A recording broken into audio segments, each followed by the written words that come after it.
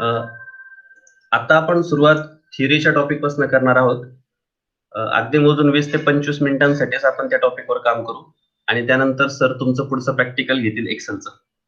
मला सगळ्यांकडनं अपेक्षित होतं की कालचं प्रॅक्टिकल तुम्ही सगळ्यांनी मला मेल करायला पाहिजे होती. पण मोजक्या 2-3 विद्यार्थ्यांनी ती मेल केली. ऍक्च्युअली सॅलरी स्लिप बनवणं हे खरंच एक स्किल आहे.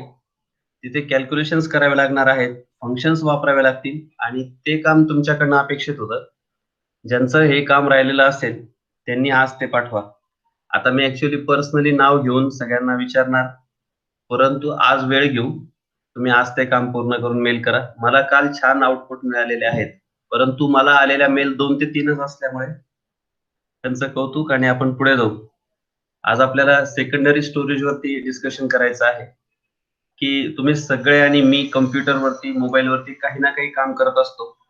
तर आपण केलेलं काम, आपण काढलेले फोटो, आपण रेकॉर्ड केलेला आवाज, मोबाईलच्या मदतीने केलेलं शूटिंग, WhatsAppच्या मदतीने आलेले मेसेज आणि तसंच कॉम्प्युटरवरती विचार करत असाल तर तुम्ही बनवलेल्या PPTs, तुम्ही बनवलेल्या वर्डच्या फाईल्स, हा सर्व डेटा जातो कुठे? तर त्याच्याशी रिलेटेड म्हणून तुम्हाला माहिती असायला हवं, की हा सगळा डेटा तुमच्या कॉम्प्युटरवरती स्टोअर असतो. म्हणजे आपल्या कॉम्प्युटरवरती कुठे? तर त्यासाठी स्टोरेज ही फॅसिलिटी आपल्या कॉम्प्युटरची आणि मोबाईलची असते. आपण गेल्या काही दिवसांपासून आता ऑनलाईन आहोत. त्यामुळे मोबाईलला कॉम्प्युटर म्हणायचं असं आपण ठरवलंय. त्यामुळे मी सारखं ते वेगळं एक्सप्लेन करणार नाही. आपल्या फोनमध्ये सुद्धा एक स्टोरेज कॅपॅसिटीसाठी एक इंटर्नल स्टोरेज आणि दुसरं तुम्ही मेमरी कार्ड वगैरे एक्सटर्नली लावू शकता. नंतर OTG लावून अजून एक पेन ड्राईव्ह जोडू शकतात. त्यामुळे तुम्हाला स्टोरेजवरती आज काम करणं हे खूप महत्वाचं आहे. मग स्टोरेजचे जे टाइप आहेत तर ते 2 टाइप आहेत, प्रायमरी आणि सेकंडरी स्टोरेज. पण सध्या मी तुम्हाला तिकडे घेऊन जाण्याच्या अगोदर काही छोट्याशा डेफिनेशनची ओळख करून देऊ इच्छितो आणि मग आपण पुढे जाऊ. आपलं बेसिकली आजचं काम स्टोरेज डिव्हाइसेस वरती काम करणे, स्टोरेजचे टाइप्स आणि वेगवेगळे फंक्शन्स, त्याचे फीचर्स हे समजून घेणे आहेत. सुरुवात CRT पासून करू. तुमच्यापैकी कोणाला CRT विषयी माहिती असेल तर माईक ऑन करून सांगा, नाहीतर मी कंटिन्यू करतो.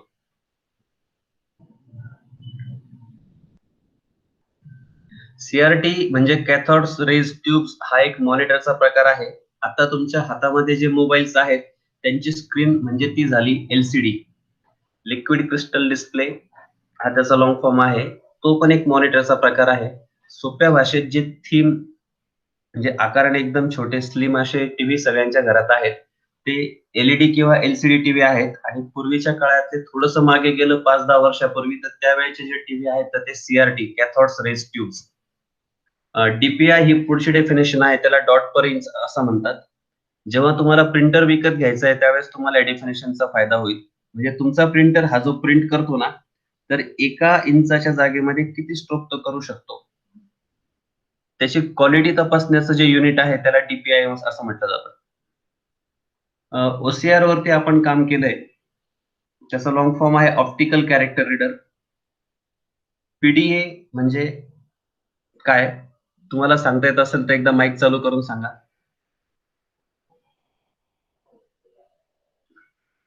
Personal digital assistant. बरोबर आहे. पोर्टेबल डिजिटल असिस्टंट असं आपल्याला म्हणायचं होतं. तुमच्या हातातला जो मोबाईल आहे त्याला आपण PDA म्हणू. जसं तुमचा मॅनेजर काम करतो ना, बस अगदी तसंच. मॅनेजरचं जे काही काम आहे, की तुमच्या बॉसला, ऑफिसरला काही ना काही कामाची आठवण करून देणे, काम वेळेत पूर्ण करणे, अ, अ, आलेले मेसेजेस दाखवणे वगैरे हे सगळं काम तुमचा PDA मोबाईल करतो. तो तुम्हाला रोज सकाळी उठवतो, मित्राच्या वाढदिवसाची आठवण करून देतो. आहे ना, रिमाइंडर सर्व्हिस तुम्ही वापरतात. ईमेल्स अकाउंट तुम्हाला तुमच्या पर्सनल डिजिटल असिस्टंट वरती म्हणजे मोबाईलवरती बघायला मिळतात. तर आता आपण लक्षात ठेवायला पाहिजे मोबाईलला PDA असं सुद्धा म्हणायचंय. मायकर वरती आपण काम केलेलं आहे. MICR कोणीतरी सांगू शकेल का?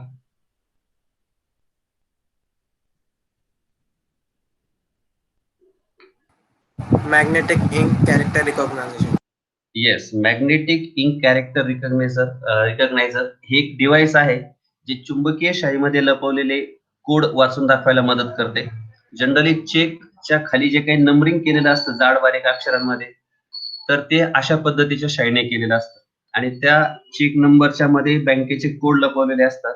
ज्यावेळेस तो चेक बँकेकडे क्लिअरिंगसाठी जातो तर त्यावेळेस त्या चेकची वैधता म्हणजे तपासणी करण्यासाठी की खरंच आपल्या ब्रँचचा किंवा आपल्या बँकेचा चेक आहे का, हे त्या बँकेला त्या मायकरवरनं कळतं.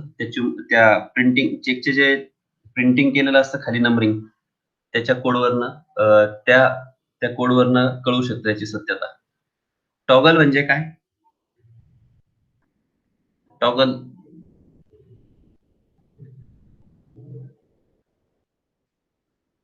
कीबोर्डशी रिलेटेड आहे टॉगल.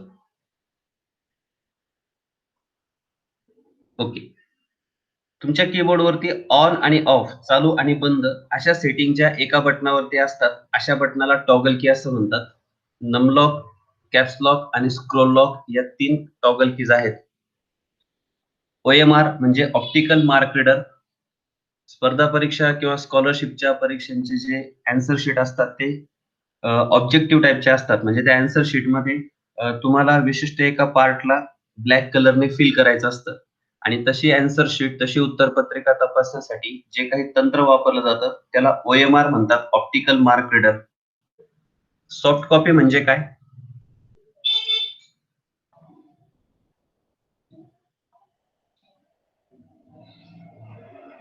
आता तुम्ही सांगणं अपेक्षित आहे कारण खूपच सोपा प्रश्न आहे हा.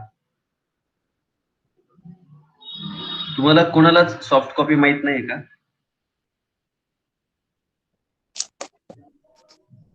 सर मोबाईलवर आपण जे काही सेव्ह करून ठेवतो that is soft copy. Perfect. तुमच्या स्क्रीनवरती, कॉम्प्युटरवर किंवा मोबाईलवरती असणाऱ्या रिपोर्टला सॉफ्ट कॉपी असं म्हणायचं.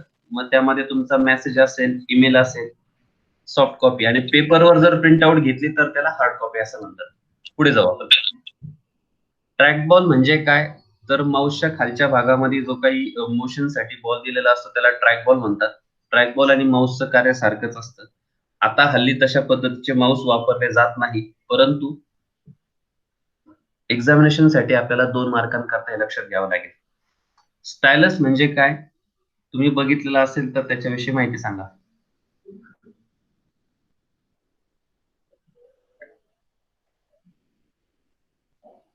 सर तेजस. Touch pen. हो सांग सुयश. Touch pen sir. हा, टच पेन. पण तू जे सांगतोय ते बाकीच्यांना क्लिअर नाही झालेलं वाटतं अजून.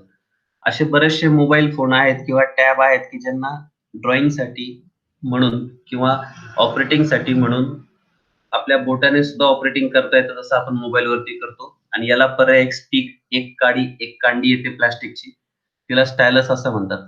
तिच्या मदतीने स्क्रीनवरती ड्रॉइंगचं काम करता येतं. स्टायलस हा पण एक इनपुट डिव्हाइस आहे.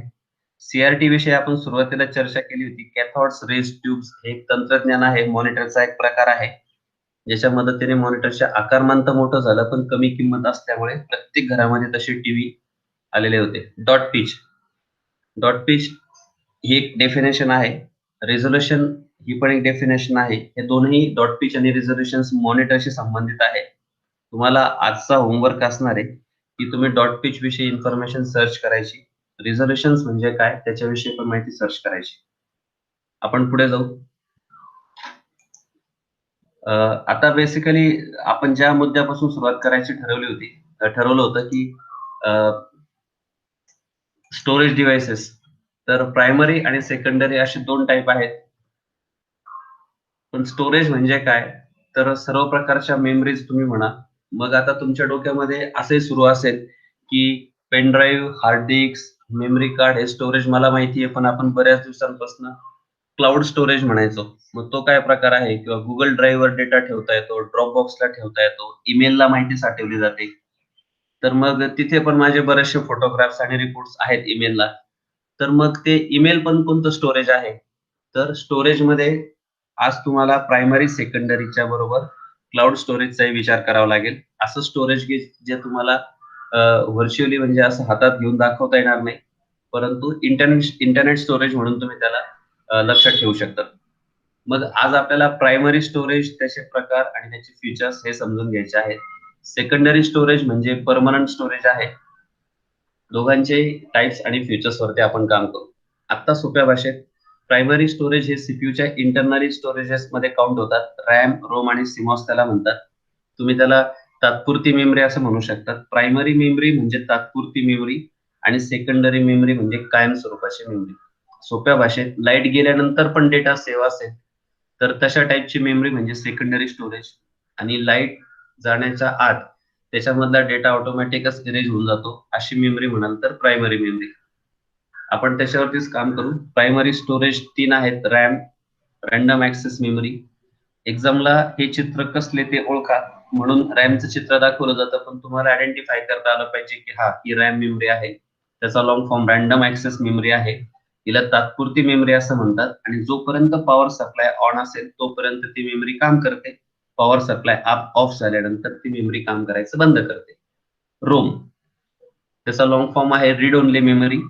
ज्या मेमरी मधला प्रोग्राम हा युजरला रीड करता येतो पण त्यात चेंजेस करता येत नाही. आणि शेजारी आहे सिमॉस म्हणजे एक छोटीशी बॅटरी, ज्याच्यामध्ये तुम्हाला डेटा हा काही स्वरूपात स्टोअर करता येतो. आता आपण विथ पिक्चर त्याच्यावरती काम करतो आहे. प्रायमरी मेमरीला तुम्ही व्होलंटाईल मेमरी असं म्हणायला पाहिजे, त्याला तात्पुरती मेमरी असं म्हणतात. हे 2 मार्कांसाठी लक्षात ठेवावं लागेल. रॅम नक्की काय काम करते? रॅमला आपण प्रायमरी मेमरी असं का म्हणतो, तर एक उदाहरण घेऊ म्हणजे तुमच्या लक्षात राहील. तुम्ही मोबाईलवर काम करत आहेत तर मी सांगतो ते तुम्हाला लगेच क्लिअर होणार नाही, पण कम्प्युटरच्या कामाचा विचार करा की तुम्ही एक लेटर ड्राफ्टिंगला बसलात, एक रिपोर्ट तयार करतायत. असं एक उदाहरण घेऊ आपण. गेले बराच वेळेचं तुम्ही काम करतायत, 5 ते 10 पेजेस तुमचे तयार झाले आणि अचानक लाईट गेली. लाईट गेल्यानंतर तुमचा कम्प्युटर बंद पडतो, आपला डेटा गायब होतो, कारण तो टेम्पररी रॅम मध्ये असतो. म्हणजे तात्पुरत्या स्वरूपाची जे स्टोरेज आहे रॅम मध्ये स्टोअर असतो. जेव्हा तुम्ही फाईल सेव्ह करता त्यावेळेस तो डेटा रॅम मधून उचलला जातो आणि तुमच्या हार्ड डिस्कवर शिफ्ट केला जातो. म्हणून लाईट जायच्या अगोदर जर फाईल सेव्ह केलेली असेल तर तो डेटा मिळतो, आणि तसं नसेल केलेलं तर तो डेटा इरेज होऊन जातो. मग याला पर्याय काय करावा लागेल, तर तुम्ही अगोदर फाईल सेव्ह करा. म्हणजे एकदम सोपं काम की जेव्हाही तुम्ही कम्प्युटरवर मोबाईलवर काम करायला सुरुवात कराल, अगोदर तुमच्या फाईलचं नाव द्या आणि त्या नावाने तुम्ही तुमचं जे काही स्टोरेज आहे, सगळ्यांना रॅम, रोम आणि सिमॉसच फीचर दिसतंय ना. माझ्याकडे आता कोणीतरी एंट्री केली त्यामुळे मी स्लाइड चेंज केलेली होती. तर आता तुम्हाला फुल स्क्रीन मध्ये रॅम, रोम आणि सिमॉसचे पिक्चर दिसत आहेत का? हो सर. हो सर.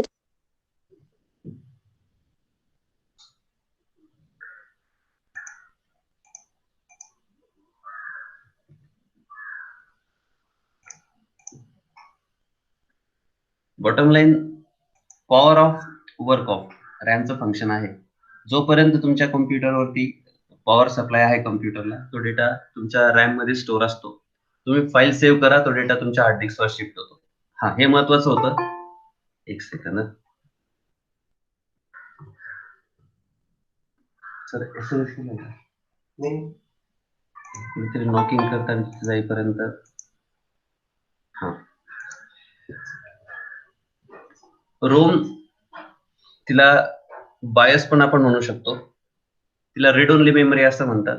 या मेमरीचं जे काही प्रोग्रामिंग आहे ते फॅक्टरीमध्ये ज्यावेळेस मदरबोर्ड डिझाईन होतो त्यावेळेसच याचं प्रोग्रामिंग केलं जातं की या प्रोग्राम मध्ये तुमच्या कम्प्युटरचे सगळे बेसिक इनपुट आउटपुट्स रेकॉर्ड केले जातात, की कुठल्या प्रोसेसरला, कुठपर्यंतच्या रॅमला, कुठल्या व्हीजे याला सपोर्ट करू शकेल, या सगळ्या संबंधीचा प्रोग्राम हा रोम मध्ये असतो.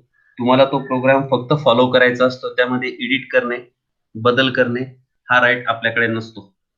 आणि सिमॉस ही एक छोटासा सेल बॅटरी तुम्ही बघतायत, त्याला कॉम्प्लिमेंटरी मेटल ऑक्साईड सेमीकंडक्टर असं म्हणतात. हा लॉंग फॉर्म तुम्हाला 2 मार्कांसाठी पाठ करावा लागेल. रॅम म्हणजे रॅन्डम ऍक्सेस मेमरी, रोम म्हणजे रीड ओनली मेमरी, आणि सिमॉस म्हणजे कॉम्प्लिमेंटरी मेटल ऑक्साईड सेमीकंडक्टर. ही पण एक छोटीशी मेमरी आहे जे सीपीयू मध्ये काय काम करते उदाहरण म्हणून सांगतोय, की तुमच्या कम्प्युटरचं डेट आणि टाइम हे रेकॉर्ड करण्याचं काम या सिमॉस कडे असतं.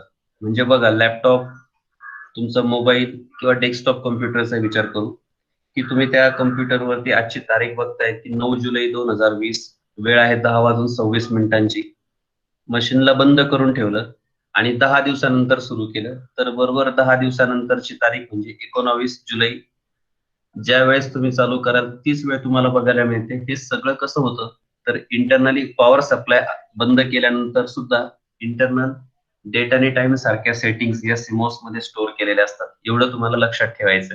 मग आता याचा अर्थ असा नाही काढायचा की डेट आणि टाइम साठी एक बॅटरी असते जिला सिमोस म्हणतात.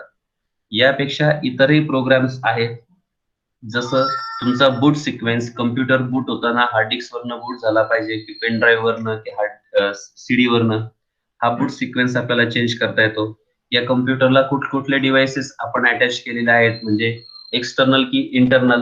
उदाहरणार्थ कीबोर्ड माऊस हे किट आहे, कंबो किट आहे की जे तुम्ही एक्सटर्नली कनेक्ट केलेलं आहे. मग त्याचे ड्रायव्हर्स मेमरीत ठेवणे, सुरुवातीपासून त्याला स्टार्ट करणे, हे काम सुद्धा सिमोस कडे असतं.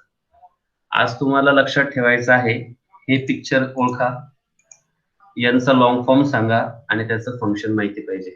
बॉटम लाईन, प्रायमरी मेमरी हा पार्ट संपला. त्याला तात्पुरती किंवा व्होलॅटाईल मेमरी म्हणतात. सोप्या भाषेत ती सीपीयूच्या आतमधल्या भागात असते. आणि हे स्टोरेज डिव्हाइसेस आहेत सेकंडरी. तुम्हाला ही स्क्रीन दिसते सगळ्यांना? हो सर. ओके. सेकंडरी स्टोरेज म्हणजे कायम स्वरूपाचे परमनंट माहिती साठवण्याचे डिव्हाइसेस. त्यातला पहिला आहे HDD, त्याचा लॉंग फॉर्म आहे हार्ड डिस्क ड्राईव्ह. हा हार्ड डिस्क सीपीयूच्या लॅपटॉपच्या इंटरनल पार्ट मध्ये फिक्स अशी केलेली असते. कम्प्युटर सुरू करण्याचा जो प्रोग्राम आहे त्याच्या बूट सेक्टर मध्ये असतो. म्हणजे कम्प्युटरला सुरू करणे आणि सुरू केल्यानंतर पुढचं सगळं काम करणे, हे काम म्हणजे मशीनला स्टार्ट करणे, तुम्हाला हवे ते ऍप्लिकेशन स्टार्ट करणे, तुम्ही स्टोरेज ला सांगितलेला डेटा त्या हार्ड डिस्क मध्ये रेकॉर्ड करणे, हे सगळ्या कामासाठी HDD hard disk drive internal वापरला जातो. त्याला एक एक्सटर्नल हार्ड डिस्कचा सुद्धा पर्याय आहे. म्हणजे आता बऱ्याच लोकांकडे स्टोरेज कॅपॅसिटी अनसफिशियंट होऊन जाते, तर तुम्ही एक्सटर्नल पॉकेट हार्ड डिस्क वापरू शकतात. आणि मग त्याचे किती स्टोरेज वाढवायचे ते चॉईस तुमच्यावरती आहे. सीडी हा पण एक स्टोरेजचा प्रकार आहे. पूर्वी सीडी किंवा अजूनही सीडी बरेच लोक वापरतात, पण आता ह्या सीडी आणि डीव्हीडी आउटडेटेड होत चाललेल्या आहेत. याचा फारसा वापर होत नाही, वापर करणं थोडंसं किचकट आहे. सीडी म्हणजे compact disc. Long form part करण्याला 2 मार्क्स आहेत. Data storage capacity 650 MB, 650 MB म्हणजे मेगाबाइट्स. हे तुम्हाला ध्यानात ठेवावं लागेल, कारण 650 MB पुस्तकात दिलेलं आहे. तुमच्या हातात जी सीडी असेल तिच्यावरती 700 MB असे असू शकतं. त्यामुळे 700 MB की 650 MB कन्फ्युजन नको. सीडी बर्निंग काय प्रकार आहे, तर ब्लँक सीडी वरती डेटा रेकॉर्ड करणे, कोऱ्या सीडी वरती माहिती लिहिणे, याला सीडी बर्निंग असं म्हणतात. तुम्ही मार्केटमधनं ज्यावेळेस सीडी परचेस करतात, तर ती ब्लँक सीडी आहे जिच्यावरती तुम्हाला तुमचे गाणे, काही डॉक्युमेंट, फोटो राईट करून ठेवायचे आहे, तर त्याला सीडी बर्निंग असं म्हणायचं. म्हणजे ब्लँक सीडीवर सीडी रायटरच्या मदतीने डेटा रेकॉर्ड करता येतो. सेम डीव्हीडी बाबत आहे. आता सध्या त्यांचं फिजिकल कम्पेअरिंग करू. सीडी आणि डीव्हीडी ह्या आकाराने दिसायला सारख्याच, पण डीव्हीडीची डाटा स्टोरेज कॅपॅसिटी आहे 4 GB आणि सीडीची कॅपॅसिटी आहे 650 MB. सोप्या भाषेत सांगू का, की तुम्ही साधारणतः 10 सीडी एका बाजूला ठेवा आणि 1 डीव्हीडी एका बाजूला ठेवा, इतका मोठा फरक आहे. हाय क्वालिटी पिक्चर आणि हाय क्वालिटी साऊंड साठी डीव्हीडी वापरल्या जातात. डीव्हीडीच्या मदतीने बघायला मिळणारे पिक्चर आणि फोटो हे शार्प आणि बेस्ट क्वालिटीचे असतात. तेच पुन्हा ध्यानात ठेवावं लागेल की कोऱ्या डीव्हीडी वरती डेटा रेकॉर्ड करणे याला बर्निंग असं म्हटलं जातं. आणि बऱ्याचशा ठिकाणी सीडी या दोन्ही बाजू, डीव्हीडी दोन्ही बाजूने वापरल्या जातात. डीव्हीडीचा लॉंग फॉर्म काय, तर डिजिटल व्हर्सटाईल डिस्क किंवा डिजिटल व्हिडिओ डिस्क. आता हे लॉंग फॉर्म पाठ करणं, लक्षात ठेवणं हे मार्कांसाठी उपयुक्त महत्वाचं आहे. पुढच्या स्टोरेज डिव्हाइस कडे जाऊ. मेमरी कार्ड, जो आता सगळ्यांना परिचित आहे. त्यामध्ये मायक्रो कार्ड्स पण आले. तर या मेमरी कार्डचं फंक्शन काय, की डेटा स्टोरेज साठी. तेच काम तुमच्या पेन ड्राईव्हचं आहे. या व्यतिरिक्त खाली जो ऑप्शन दिलेला आहे FDD, फ्लॉपी डिस्क ड्राईव्ह, हा पूर्णपणे आउटडेटेड झाला. आता तुम्हाला कदाचित बघायलाच मिळणार नाही, पण आपल्या पुस्तकात याचा उल्लेख केलेला आहे. एक्झामला यावरती प्रश्न असतो. 3.5 इंच लांबी आणि रुंदी, ही हाईट आणि विड्थ 3.5 इंचेसची असते. त्याच्यावरती डेटा लिहिता वाचता येतो आणि तो जो डेटा रेकॉर्ड होतो तो मॅग्नेटिकली होतो. म्हणजे या प्लास्टिकच्या फ्लॉपी डिस्कच्या आतमध्ये एक रिंग म्हणजे गोलाकार आकारात एक प्लास्टिकचा पडदा असतो, ज्याच्यावरती मॅग्नेटिकली डेटा रेकॉर्ड होतो. म्हणजे आता हे सगळं काय लक्षात ठेवायचं आहे, तर हा पण एक स्टोरेजचा प्रकार आहे. याच्या मदतीने पूर्वी कम्प्युटर चालू केले जायचे. वेगवेगळ्या प्रोग्रामसाठी वेगवेगळ्या फ्लॉपीज सांभाळायला लागायच्या. जसं तुमच्याकडे पुस्तकं आहेत वेगवेगळ्या विषयांची, तसे वेगवेगळ्या विषयांच्या फ्लॉपीज सांभाळून मग कम्प्युटरची हाताळणी व्हायची. म्हणजे तुम्हाला आता वाटलं की गेम खेळायचे तर गेमच्या फ्लॉपीज वेगळ्या, तुम्हाला वाटतं वर्ड ऑपरेट करायचंय, एक्सेल ऑपरेट करायचंय, फोटो एडिटिंगचं काम करायचंय, बघा बरं का. म्हणजे हे उदाहरण आहे की अशा वेगवेगळ्या ऍप्लिकेशनसाठी वेगवेगळ्या फ्लॉपीज पूर्वी वापराव्या लागायच्या. फ्लॉपी डिस्क हा पण एक स्टोरेज डिव्हाइस आहे, एवढं लक्षात ठेवा. आता हा डिव्हाइस आहे जो पूर्णपणे आउटडेटेड आहे. मॅग्नेटिक टेप म्हणजे मॅग्नेटिक टेप काय आहे, तुमच्या ऑडिओ कॅसेट्स ज्या होत्या ना, आता वापरात येत नाही जास्त, तशाच टाईपचं स्टोरेज एक कम्प्युटरला अवेलेबल होतं. तर तो स्टोरेज म्हणजे तुमचा मॅग्नेटिक टेप, जे आता वापरात नाहीये, परंतु आपल्याला इन्फॉर्मेशन साठी, माहितीसाठी उपयुक्त आहे. आणि लास्ट वन आहे इंटरनेट स्टोरेज, ज्याच्या मदतीने तुम्हाला डेटा इंटरनेटच्या मदतीने रेकॉर्ड करता येतो. पण मग तुम्हाला इंटरनेट स्टोरेज म्हटलं ना, की तुम्हाला हे माहित पाहिजे की drop box, one drive, Google drive, मला वाटतं याच्यातले तीनही आपण वापरतोय. सध्या आपण मोबाईल ऑफिस मधून काम करतो, त्यामुळे वन ड्राईव्ह सगळ्यांना माहितीये. जीमेल वापरतो, त्यामुळे गुगल ड्राईव्ह सगळ्यांना माहितीये. ऑनलाईन पद्धतीने डेटा कसा स्टोअर केला जातो या विषयावरती आपण आता चर्चा करत आहोत. आपण आता जे काही ठरवलेली चर्चा होती ती फक्त प्रायमरी आणि सेकंडरीची ओळख करून घेणे इथपर्यंत होतं. अजून 2 शेवटचे मुद्दे बघितले की मग आपण थांबू. इथपर्यंत लक्षात आलं असेल तर कृपया चॅट बॉक्स मध्ये 1 टाईप करा.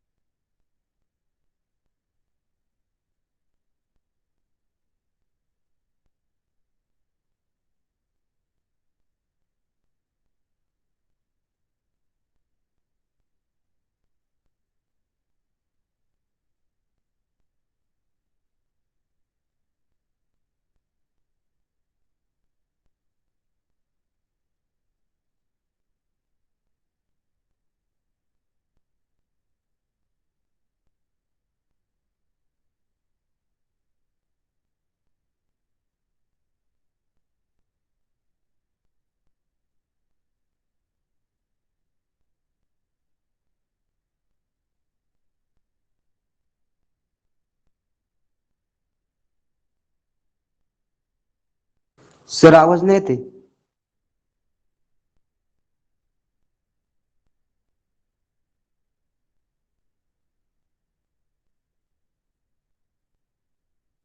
हॅलो, सॉरी बर का, बिलकुल मी आहे ना एका छोट्याशा कामासाठी माईक बंद केला होता आणि त्या दरम्यान माईक पुन्हा चालू करायचं राहून गेलं. कंटिन्यू करतो मी.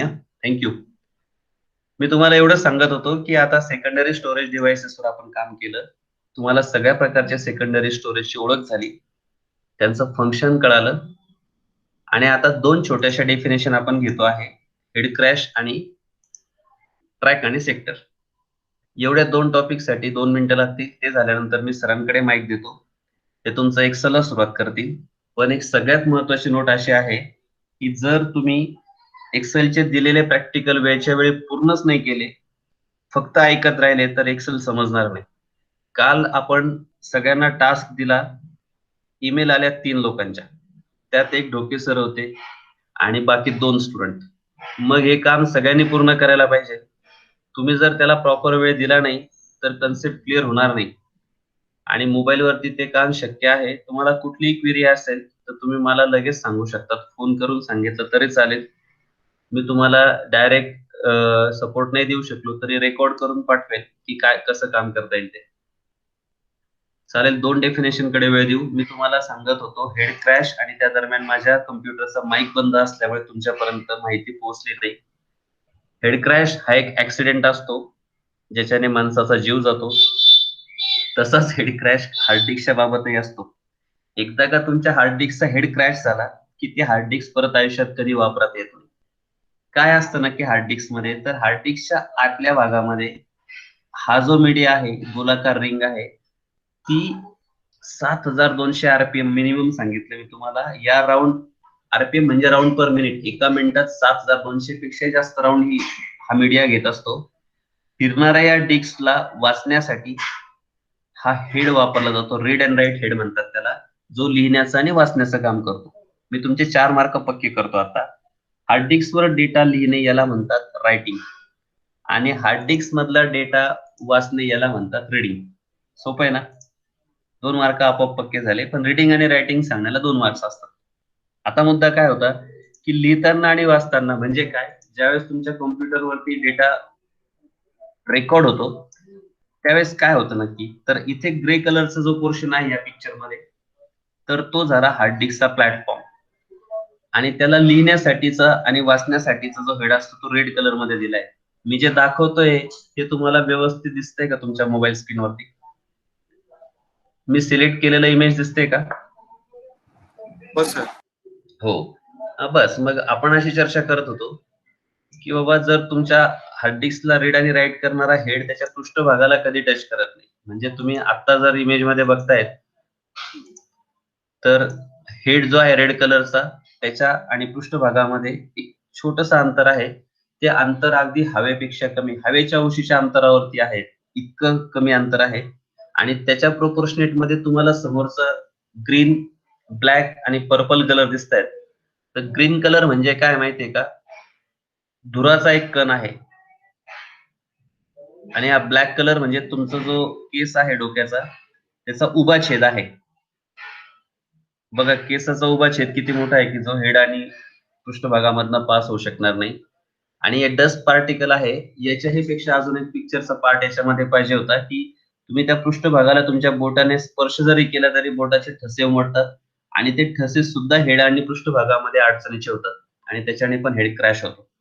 आज काय लक्षात ठेवायचंय, हार्ड डिस्कच्या इंटरनल पार्टचा विचार केला तर डेटा रेकॉर्ड करण्यासाठी मीडियाचा वापर होतो. मीडिया ही एक गोलाकार अशी स्टीलची रिंग असते जिच्यावरती लिहिण्यासाठी आणि वाचण्यासाठी आपल्याला हा एक हेड वापरावा लागतो.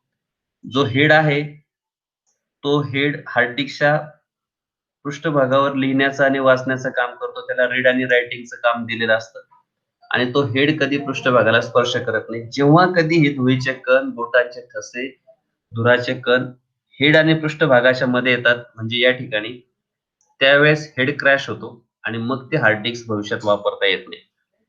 खूप करून हार्ड डिस्क काही खोलावी लागत नाही आपल्याला आणि खोलली तर एवढी काळजी घ्यावी असं लक्षात ठेवायचंय. पुढचा मुद्दा आहे ट्रॅक आणि सेक्टर. आता काही वेळापूर्वी आपण हा मीडिया बघितला ज्याच्यावरती डेटा रेकॉर्ड करण्यासाठी म्हणून तुम्हाला काही अदृश्य स्वरूपाच्या या रिंग्स तिथे रेकॉर्ड केलेल्या असतात. त्या रिंगला ट्रॅक असं म्हटलं जातं आणि त्या ट्रॅकचा जो छोटासा भाग आहे त्याला सेक्टर असं म्हटलं जातं. हार्ड डिस्कच्या आतमध्ये गोलाकार फिरणारा ही जी स्टीलची रिंग आहे तिला मीडिया म्हणतात.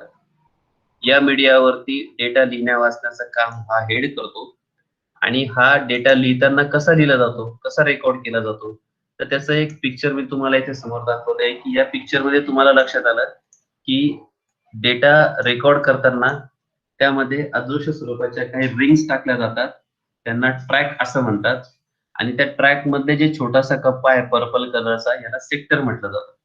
एक्झामला प्रश्न असा असतो, ट्रॅक मोठा असतो की सेक्टर? एक्झामला प्रश्न विचारतात तोच मी तुम्हाला विचारला की ट्रॅक हा मोठा असतो की सेक्टर मोठा असतो. ट्रॅक सॉरी, ट्रॅक नाही. ट्रॅकच मोठा असतो. आणि ट्रॅक तर तुम्ही सगळ्यांनी याच्या अगोदर अनुभवलेला आहे. तुमच्या साऊंड प्लेअर वरती गाणे बदलताना तुम्ही नेक्स्ट केलं की ट्रॅक 1, ट्रॅक 2, ट्रॅक 75. हे सगळं म्हणजे तुमच्या हार्ड डिस्कच्या आतमधले अदृश्य स्वरूपातल्या कॉन्सन्ट्रिंग रिंग आहेत, ज्यांना तुम्ही ट्रॅक म्हणून ओळखायला पाहिजे. आपण याच्यावरती अजूनही चर्चा करणार आहोत, परंतु आता आपण सकाळी ठरवल्या म्हणजे अगोदर ठरवल्याप्रमाणे तुमचं आता एक्सेलचं प्रॅक्टिकल पण घ्यायचंय. कृपया एक्सेलच्या कुठल्याही प्रॅक्टिकलला स्किप करू नका. तुमच्याकडनं रिस्पॉन्सेस नाही आले तर त्या कामाला काहीच एक मजा येणार नाही. तुम्ही याच्या अगोदर वर्ड आणि पॉवर पॉइंट मध्ये प्रत्येकाने मला मेल केली, प्रत्येकाने ते आउटपुट दिलं. तसंच एक्सेल मध्ये पण होणं अपेक्षित आहे. मी हा क्लास बंद म्हणजे प्रेझेंटेशन बंद करतो. एकदा माझा ईमेल आयडी ओपन करून दाखवतो सगळ्यांना. तुम्ही पाठवलेले रिस्पॉन्स माझ्या ईमेलवरती आहेत आणि बघायला गेलं तर ते खूप कमी आहेत. म्हणून मला वाटतं की जेवढं काम याच्या अगोदर एक्सेलचं बाकी आहे ते तुम्ही सगळ्यांनी आज परफॉर्म करा. मी सरांकडे माईक देतो, त्याच्या अगोदर फक्त एकदा तुम्हाला ते दाखवून देतो रिपोर्ट काय येतो. काय होईल, आपण प्रत्येकाला विचारायचं आणि मग त्यांनी कारण सांगितल्यानंतर माझं म्हणणं नाही, पण काल नाही जमलं ना बाबा तर आज करा, माझं एवढंच म्हणणं आहे. मी माझं ईमेल आयडी ओपन केली आहे. ज्यांचे रिपोर्ट आलेले आहेत ते मला तुम्हाला दाखवायचे आणि हे झालं की मी सरांकडे माईक देतो. 2 मेंबर क्लास मधनं कमी झाल्यावर का आता आपण जर ही चर्चाच नाही केली तर कसं बरं होईल. म्हणजे फक्त तुम्हाला सगळ्यांना माझं ईमेल आयडी दिसतंय का आता? डोके सर, ईमेल आयडी दिसतोय माझा, म्हणजे ईमेल अकाउंट दिसतंय का? Yes sir. हो. मला सरांची ईमेल आलेली आहे जी तुम्ही इथे बघताय. सॉरी, हा, डोके सरांनी मला आउटपुट पाठवलंय का. नंतर नूतन आडस, तुमचंही काम छान झालंय. तुम्ही स्क्रीनशॉट शेअर केला आणि मला खात्री की हे काम करायला तुम्हाला प्रचंड वेळ द्यावा लागला असेल, 1-1.5 तासापेक्षा जास्त, बरोबर आहे ना? नूतन आडस आहेत ना क्लासमध्ये? हो सर. तुम्हाला हे काम छान जमलंय, पण सरांचं असं म्हणणं होतं की हे सगळे फंक्शन्स वापरलेत का डायरेक्ट व्हॅल्यू टाईप केले? सर फंक्शन वापरलेले. नंतर खाली त्याला ड्रॅग करता आलं ना कॉपी पेस्ट सारखं, ते काम पण हो जमलं सर. ना? हो सर. मग परफेक्ट काम झालं. तुमची एक्सेलची फाईल असते ना तर आपल्याला तीच दाखवता आली असती, कारण आता इमेज वरनं काम नाही मोजता येणार आपल्याला. याच्या व्यतिरिक्त मला मेल आलेली त्या कालच्या ईमेल आहेत, त्यामुळे 2च आउटपुट मिळाले खरं मला काल. नेहमीप्रमाणे संकेत आणि प्रतीकने काय रिझल्ट पाठवले नाही. प्रतीक, का रे बाबा असं केलं? सर आज सेंड करतो सर. संकेत कुठे गेला? हो आज पाठवतो. हो चालेल. नंतर करीना देसाई, पाठवते. खंडेराव गायकवाड, मी तुम्हाला व्हिडिओ अपलोड करतो हा क्लास झाल्यानंतर.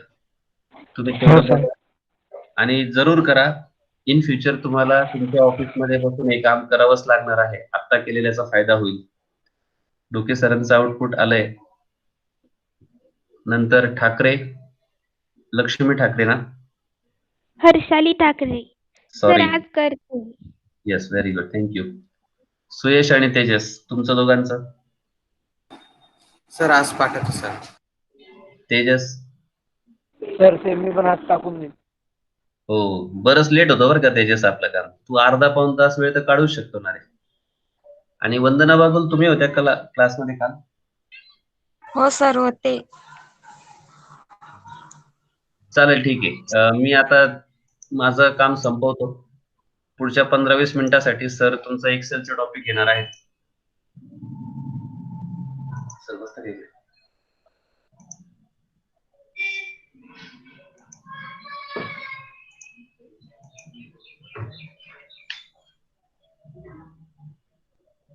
कष्ट कर.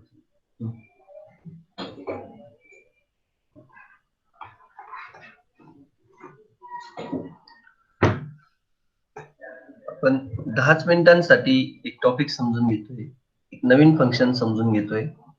हे 10 मिनिटं जर तुम्ही 100% मला दिले तर तोही टॉपिक लक्षात येईल आणि त्याच्या पुढे जे मी प्रॅक्टिकल देणार आहे आज तुम्हाला ते तुम्ही सॉल्व्ह करून मला पाठवू शकाल. आजचा जो भाग समजून घ्यायचा आहे आपल्याला ते इफ फंक्शन समजून घ्यायचं आहे. पण त्याआधी तुमच्या समोर एक सॅलरी शीट दिसतंय. दिसतंय का सर्वांना? हो सर. ओके. सॅलरी शीट मध्ये कालचं प्रॅक्टिकल होतंय जे तुमच्या समोर आहे. त्याच्यात एक जे फंक्शन होतं पहिले बेसिक दिलेलं होतं. डीए काढायला लावला होता 6% आणि याचा स्लॅब दिलेला होता.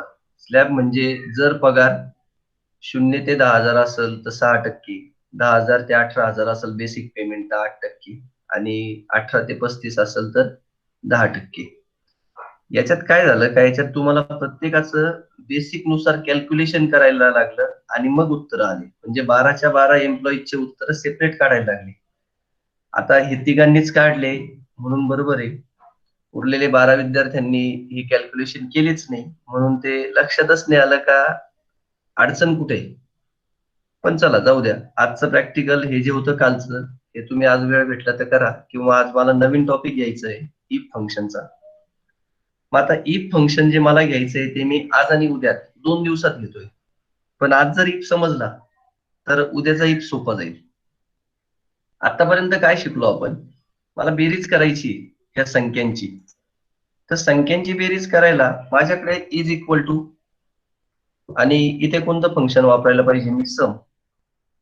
म्हणजे संख्या अधिक संख्या उत्तर संख्याच येत होतं इतके दिवस जे आपण समजून घेतलं शिकलो. यानंतर तसं नाहीये. इफ जे फंक्शन आहे ते लॉजिकल आहे. लॉजिकल याचा अर्थ असा तुम्ही विचार करा का तुम्हाला आउटपुट कसं पाहिजे, संख्येत पाहिजे का शब्दात पाहिजे. मग तुम्ही इफच्या मदतीने शब्दाचे उत्तर घेऊ शकता, संख्येचे उत्तर घेऊ शकता, कंडिशन देऊ शकता आणि त्या कंडिशनला जर ती परिस्थिती मॅच झाली तर उत्तर जे पाहिजे ते येऊ शकतं नाही तर दुसरं येऊ शकतं. असं सर्व लॉजिकल काम जे आपण इफ फंक्शनने शिकणार आहे. ऐकायला थोडंसं अवघड वाटलं असेल पण ऍक्च्युअल काम करताना सोपं आहे. जे मी सांगतोय ते प्रॅक्टिकल जर स्वतः करून बघितलं तर ते सोपं आहे कारण ते टाईप केल्यावर अजून चांगलं लक्षात येतं. मग आता सॅलरी शीट ऐवजी ज्या आपल्या फाईल्स आहे त्या पहिले ओपन करून घेऊ आपण.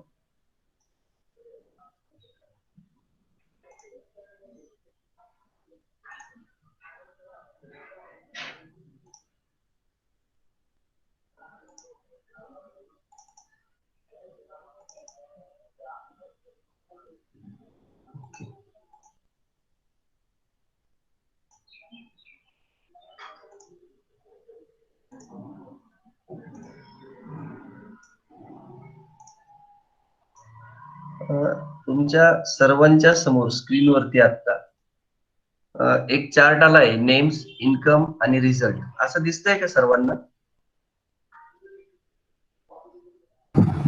नाही सर. बर.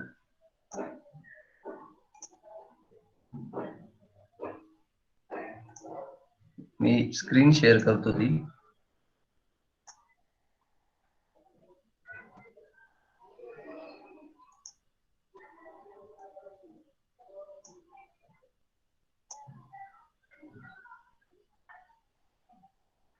आता कोणती स्क्रीन दिसते तुमच्या समोर?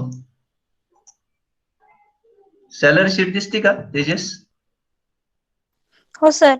सॅलरी शीट दिसतंय आणि आता आता बदलली का? नाही सर. नाही. ओके चलो मी तोच डेटा इकडे घेऊन टाकतो.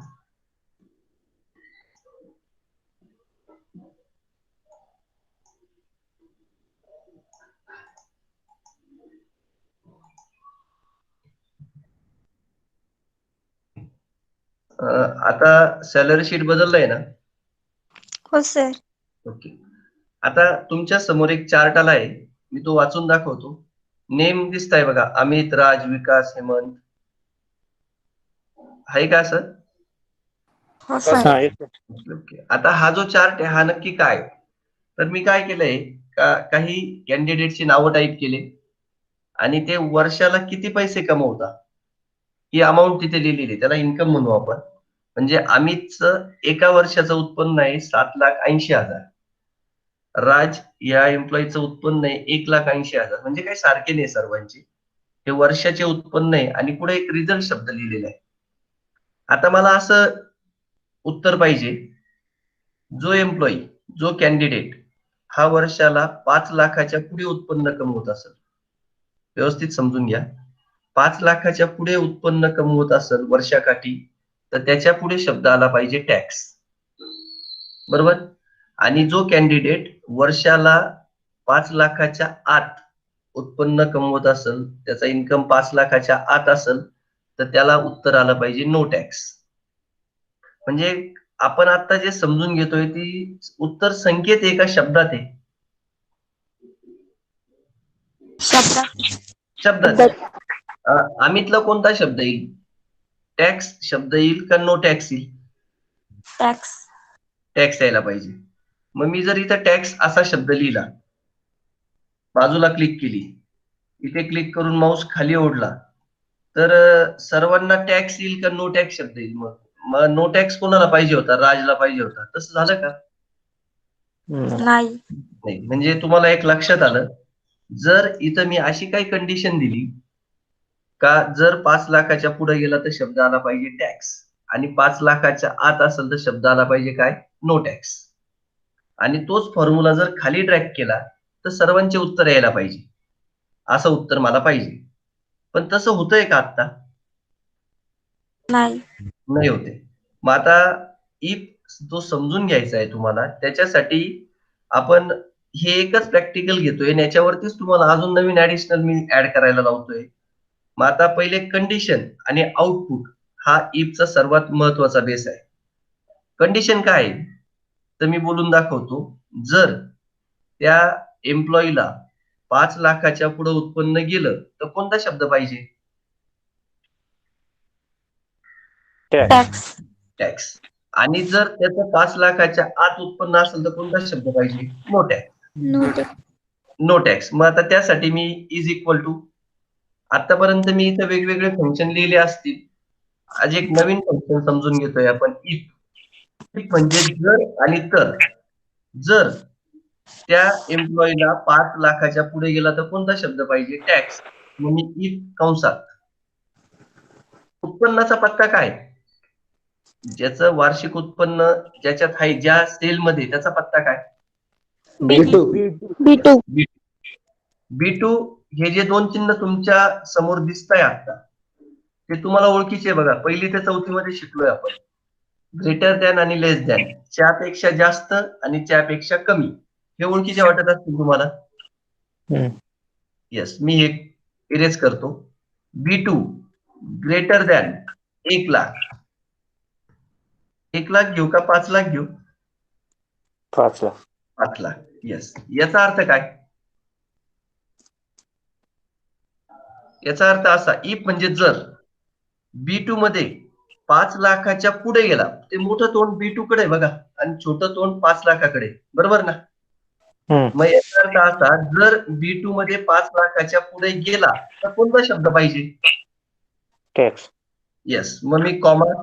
आता तुम्हाला जे उत्तर मला सांगायचंय किंवा जे उत्तर तुम्हाला मला पाहिजे ते अंकात आहे का शब्दात आहे?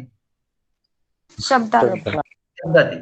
मग डबल इन्व्हर्टेड. डबल इन्व्हर्टेड म्हणजे शिफ्ट दाबून 2 टिंब कोलन, जे आपल्या मोबाईल वरती पण येतं.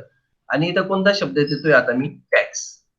डबल इन्व्हर्टेड संपला. याचा अर्थ असा, जर तुम्हाला उत्तर शब्दातच पाहिजे असेल तरच डबल इन्व्हर्टेड द्यायचा. उत्तर जर संख्येत पाहिजे तर डबल इन्व्हर्टेड घ्यायचा नाही. म्हणजे आता माझी कंडिशन अशी झाली, असं मांडलं मी, जर B2 मध्ये 5 लाखाच्या पुढे गेला तर कोणता शब्द पाहिजे? टॅक्स. म्हणजे आता कोणाचा विषय संपला? 5 लाखांच्या पुढच्यांचा का 5 लाखांच्या आतल्या मेंबरचा? पुढच्या.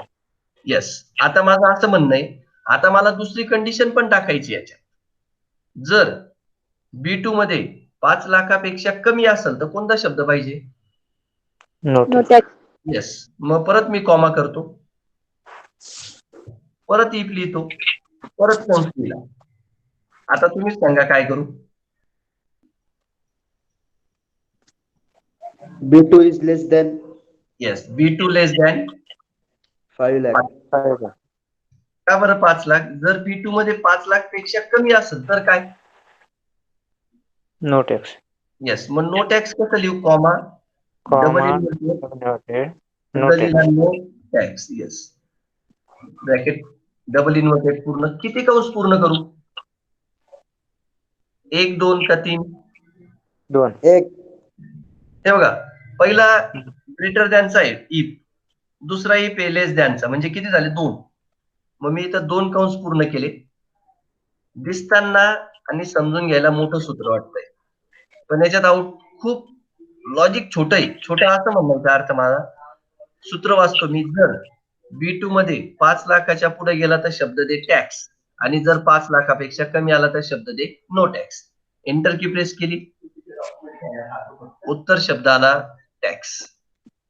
आता जर मी याला खाली ड्रॅग केलं तर प्रत्येकाचं उत्तर टॅक्स येईल का तो त्याच्या संख्येला बरोबर मॅच करेल आणि टॅक्स नो टॅक्स येईल? मॅच करा.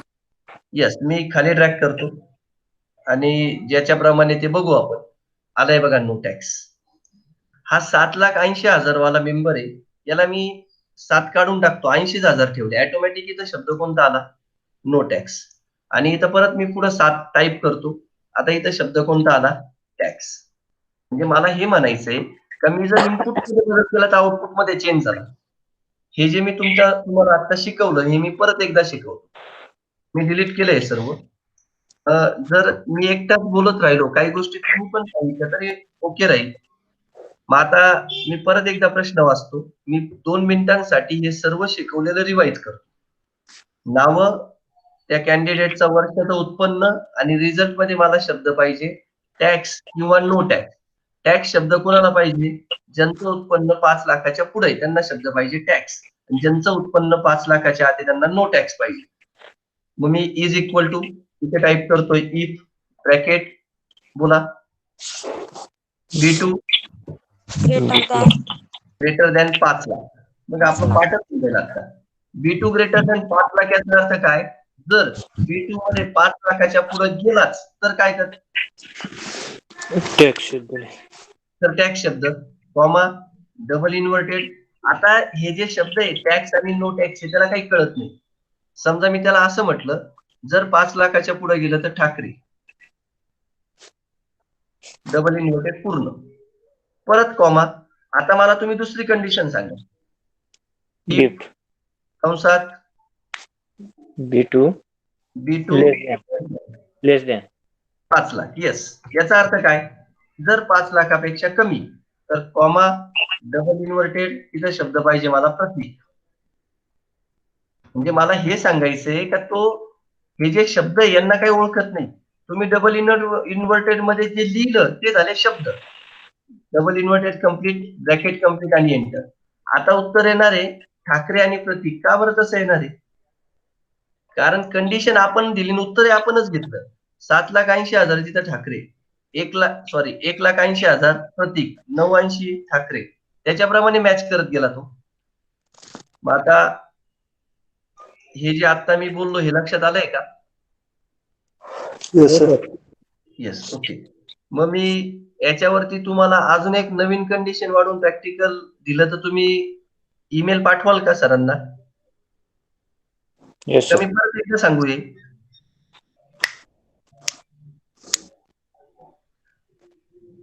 डोके सर, प्रतीक ठाकरे,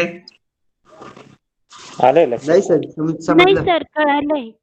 येस. मग आता माझं असं म्हणणं आहे, मी जो इफ शिकवतोय आता तो परीक्षेला वगैरे खूप महत्वाचा नाहीये, पण आपण जे एक्सेल शिकतोय ते जर चांगल्या लेवलला एक्सेल शिकलो तर एक्सेल असं सॉफ्टवेअर आहे का त्याच्यावर आपण जॉब रेडी होऊ शकतो. उद्देश लक्षात घ्या.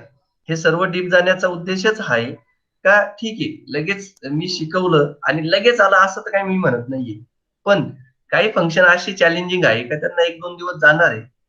पण मग आजचा जर टास्क तुम्ही पूर्ण केला तर मला उद्या शिकवायला अजून मजा येईल. मग माझं म्हणणं असं आहे का हे जे दिलेला चार्ट आहे हा मी तुम्हाला पाठवतोय, पण मग कंडिशन काय आहे, जर उत्पन्न 5 लाखाच्या पुढे असेल तर कोणता शब्द? टॅक्स, आणि 5 लाखाच्या आत असेल तर नो टॅक्स. आता मी कंडिशन बदलतो. ऐकताय सर्व? म्हणजे प्रॅक्टिकल काय करायचंय ते लक्षात घ्या. जर एम्प्लॉईचं उत्पन्न हे 0 ते 3 लाख असेल तर शब्द पाहिजे नो टॅक्स. जर लिहून घेतलं तरी सोयीस्कर राहील, कारण तुम्ही मला पाठवू शकाल. तुम्ही मला स्क्रीनशॉटने पाठवायचं, मला सूत्र लिहून एक्सेलची फाईल पाठवली तर अजून भारी राहील. मी कंडिशन सांगतो. कंडिशन पहिली अशी, 0 ते 3 लाख शब्द पाहिजे काय? No tax. 3 लाख ते 7 लाख याचं उत्तर पाहिजे मला टॅक्स. आणि 7 लाखाच्या पुढे गेलो तर शब्द पाहिजे ई टॅक्स. ई म्हणजे एक्स्ट्रा टॅक्स. कंडिशन काय करून पाठवायची आलं लक्षात? तुम्हाला एकच फॉर्म्युला तयार करून द्यायचा आहे. ऍक्च्युअल मला दुसरं प्रॅक्टिकल रेडी होतं, पण मग आपण एक सिंपल घेऊ आजचं काम. प्रश्न परत सांगतो. जर त्याचं वार्षिक उत्पन्न 0 ते 3 लाख असेल तर शब्द कोणता पाहिजे? टॅक्स. 3 लाख ते 7 लाख या दरम्यान असेल तर शब्द कोणता पाहिजे? सॉरी, 0 ते 3 lakh no tax, no 3 tax. Lakh ते 7 लाख टॅक्स, आणि 7 लाखाच्या पुढे गेला तर ई टॅक्स. म्हणजे मला 3च शब्दात उत्तर पाहिजे, नो टॅक्स, टॅक्स किंवा ई टॅक्स. आता याच्यात काय होणार आहे? याच्यात तुम्हाला कंडिशन तयार करावं लागणार आहे. याच्यात तुम्हाला थोडंसं तुमचं लॉजिक वापरावं लागेल. का हे मांडलं, ही कंडिशन, हे आउटपुट, ही कंडिशन, हे आउटपुट, ही कंडिशन, हे आउटपुट. किती कंडिशन येतील याच्यात प्रतीक? 3. 3 सर. 3 येतील, राईट. म्हणजे किती वेळा इफ टाईप करावं लागेल? 3. येस. वेळा सर. किती ब्रॅकेट पूर्ण होतील? 3. 3. मग आता हे जे मी तुम्हाला बोललो आता, याच्यासाठी मला एक फॉर्म्युला तुमच्याकडून सर्वांकडून तयार करून पाहिजे. तो तयार करताना सिंपल काम आहे, नेम आणि इन्कम हे तुम्हाला द्यायचे. आणि रिझल्ट मध्ये काय काय येईल? एक तर नो टॅक्स येईल, टॅक्स येईल आणि ई टॅक्स येईल. नो टॅक्स कोणाला येईल? 0 ते 3 लाखाच्या आत. 3 ते 7 पर्यंत टॅक्स. येस. आणि 7 लाखाच्या पुढे टॅक्स. E tax. मग आता जे मी तुम्हाला शिकवलंय तो सिंपल इफ लक्षात आलाय का सर्वांना? मी परत एकदा सांगू शकतो, कोणी सांगितलं तरी. मी जे शिकवलंय ते परत एकदा सांगू शकतो. माझं ऐकताय सर्व? का समजलंय? समजलंय सर. समजलंय. समजलंय. तुम्ही मला फाईल पाठवणार का? हो सर. चूक का बरोबर हा भाग नाही म्हणते मी तुम्हाला. मी असंही नाही म्हणते मी शिकवलं आणि लगेच तो सर्वांनाच आला. पण जर तुम्ही प्रयत्न केलाच नाही आज, तर मला उद्या जे शिकवायचंय ते थोडंसं त्या समजणाऱ्याला अडचणीचं राहील. म्हणून जर आजचं प्रॅक्टिकल तुम्ही मला पाठवलं तर मलाही उद्या शिकवायला अजून सोपं वाटेल, इझी वाटेल, तुम्हालाही समजून घ्यायला ते इझी वाटेल. मग आजचा टास्क काय? तर तुमच्याच मनाने नावं घ्या, 10 नावं टाईप करा. इन्कम कोणाचा 2 लाख, कोणाचा 4 लाख, कोणाचा 20 लाख असं तुम्हीच टाईप करा. आणि मला रिझल्ट मध्ये कोणकोणते शब्द पाहिजे? Tax, no tax. कोणी कोणी असे लिहून पाठवून मला. हा, याला काय येतं? याला येतं ई टॅक्स. ओके. याला काय येतं? तर याला येतो नो टॅक्स. याला येतं नो टॅक्स, बरोबर. याला येतं ई टॅक्स. माझं म्हणणं असं आहे का असं लिहून योग्य आहे का? असं लिहिणं योग्य आहे का फॉर्म्युला टाईप करणं योग्य आहे? फॉर्म्युला टाईप करणं. मग आता तुम्ही मला फॉर्म्युला पाठवलाय का नाही हे कशाहून समजेल? एक्सेल शीट पाठवलं. हा, एक्सेलचं शीट पाठवा. ज्यांना शक्य नाही एक्सेलचं शीट पाठवणं त्यांनी इथं फॉर्म्युला जो लिहाल ना, जो टाईप कराल ना, त्याच्यातलं बरोबरचं चिन्ह काढून टाका, फॉर्म्युलाच दिसतो तरी चालेल, तरी मला रीड करता येईल. पण तुम्ही प्रयत्न केला का नाही हे मला समजेल कसं? तर फाईल पाठवल्यावर, बरोबर. म्हणून माझा आग्रह असा आहे का तुम्ही आजचं जे प्रॅक्टिकल आहे ते मी तुम्हाला स्क्रीनशॉट पाठवू शकतो, पण त्याच्यात 2च आहे. एका याच्यात नाव आहे, एका याच्यात इन्कम आहे, आणि त्याचा रिझल्ट मला पाहिजे. मग आता हे तुम्ही पाठवा मला. उद्या मी परत याच्या पुढचं एक प्रॅक्टिकल घेणार आहे. का आपण बोललो का रिझल्ट आणि ग्रेड? पण त्याच्या आधी आज जर याच्यात शिकवलेल्या मध्ये अडचण असेल तर विचारा.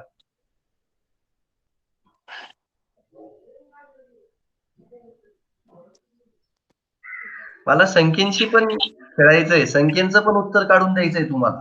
पण मग पहिले शब्दाचं घेऊ आणि मग संख्येचं. मी जे शिकवलंय त्याच्यात अडचण आहे का? नाही नाही सर. सर. नाही सर. म्हणजे तुम्ही मला प्रॅक्टिकल पाठवणार आहे नक्की? हो सर. येस. मग मी तुमचं प्रॅक्टिकल साठी आपण आता क्लासमध्ये 14 विद्यार्थी आहोत आणि 14 प्रॅक्टिकल मला येतील. ते चूक का बरोबर हा भाग तुम्ही लक्षात घेऊच नका. तुम्ही जे काम केलं ते मला पाठवा. म्हणजे मी बोललो पहिल्यांदाच, मला जो शिकवायचा आहे तो लॉजिकली, तो शिकवला ना आला असं नाही होणार. त्याच्यासाठी थोडे प्रयत्न करावे लागतील आणि मी तुम्हाला त्या लेवलला घेऊनच जाईल सर्वांना. मग चालेल, आपण आजचा क्लास थांबवायचा का? हो सर. मग मी तुम्हाला फाईल पाठवायला पाहिजे का याची, का तुम्हीच तयार करू शकता? आम्ही करू सर तयार. येस. मग मला 10 नावं पाहिजे, 10 इन्कम येतील वेगवेगळे आणि रिझल्ट मध्ये 3 शब्द पाहिजे. नो टॅक्स, टॅक्स आणि ई टॅक्स. 0 ते 3 लाख नो टॅक्स, 3 ते 7 टॅक्स आणि 7च्या पुढे ई टॅक्स. चालतंय. मग आपण आज थांबू सर्वांनी. तुम्ही पण क्लासमधून लिहू शकाल, लॉग आउट करू शकाल.